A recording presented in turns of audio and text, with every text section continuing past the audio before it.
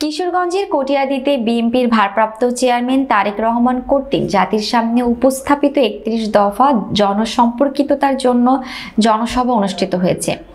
কটিয়াদী বাস স্ট্যান্ডে উপজেলা স্বেচ্ছাসেবক দলের আহ্বায়ক ইলিয়াস আলীর সভাপতিত্বে ও সদস্য সচিব শহীদুল ইসলাম সেলিমের সঞ্চালনায় প্রধান অতিথি হিসেবে উপস্থিত ছিলেন কিশোরগঞ্জ জেলা বিএনপির যুগ্ম সাধারণ সম্পাদক ও স্বেচ্ছাসেবক দলের উপদেষ্টা অর্থনীতিবিদ শহীদুজ্জামান কাকুন, আজমিতা ইউনিয়ন স্বেচ্ছাসেবক দলের আহ্বায়ক মুকুল মিয়া, সদস্য সচিব জাকির হোসেন অনিক ও মুমুরদিয়া ইউনিয়ন স্বেচ্ছাসেবক দলের আহ্বায়ক খাইকুল ইসলাম লিটন সহ আরো অনেকেই।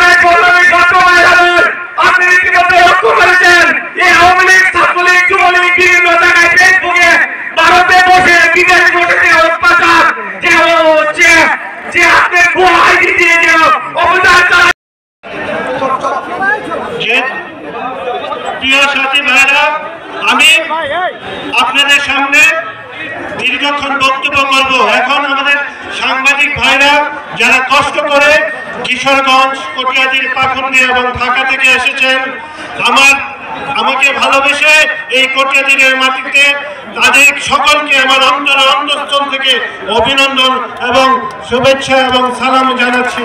আসসালামু আলাইকুম ওয়া রাহমাতুল্লাহি ওয়া বারাকাতুহু।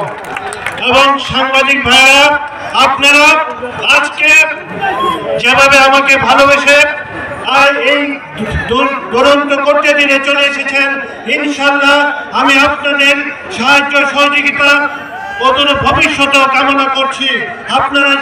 আমি আপনাদের পাশে আছি, আপনাদের ভালোবাসা চাই, আপনারা আমাকে ভালোবাসা দিবেন। আমি আপনাদেরই সন্তান, আমি কিশোরগঞ্জের সন্তান।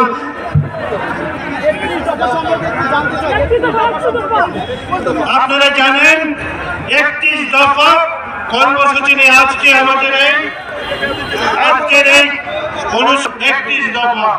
৩১ দফাটা কি?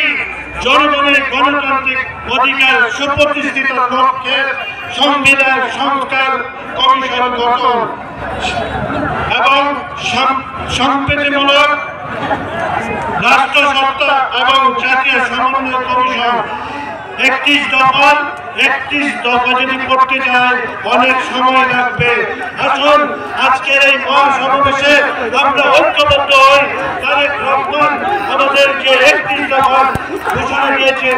এই ৩১ দফার ভিত্তিতেই আমরা বাংলাদেশকে একটি সুখী, সমৃদ্ধ ও শক্তিশালী বাংলাদেশ গড়ে তুলব। এই পথ চলো এতটা সহজ নয়। এই পথ চলতে হলে আমাদের দীর্ঘ পথ অতিক্রম করতে হবে। সেই আসুন আমরা ঐক্যবদ্ধ থাকি। আগামী দিনে আমরা